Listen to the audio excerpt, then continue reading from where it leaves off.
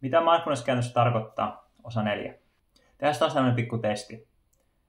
Tuu vaikka taas tietoiseksi ja huomaa vaikka ne käsissä olevat tuntemukset. Mitä niin voit tuntea käsissä niitä tuntemuksia?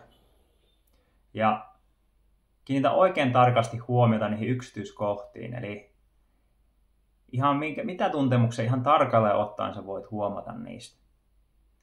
Vaikka semmoista niin kuin kihelmöintiä tai painetta tai mitä ikinä se onkaan. Koita vaan olla vaan tietoinen mitä huomaat, ilman että rupeat ajattelemaan mitään.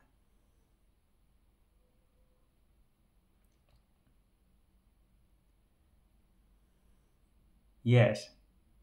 Eli tämä yksi mindfulnessin komponentti on se, että me yritetään opettaa itseämme siihen, että me yritetään yhä enemmän vaan huomata asioita, miten ne ihan oikeasti on.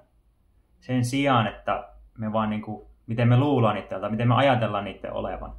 Esimerkiksi hyvin helposti monessa asiassa me ajatellaan, että tuommoistahan se nyt on, tai tota mä tunnen, tai tota mä näen, tai kuulen, tai havaitsen. Sen sijaan, että me oikeasti vaan ollaan sen kanssa läsnä ja sen suoran kokemuksen kanssa. Eli mindfulnessin yksi piirre on tämmöinen suora kokeminen sen sijaan, että me yritetään vaan ajattelun kautta kokea sitä asiaa.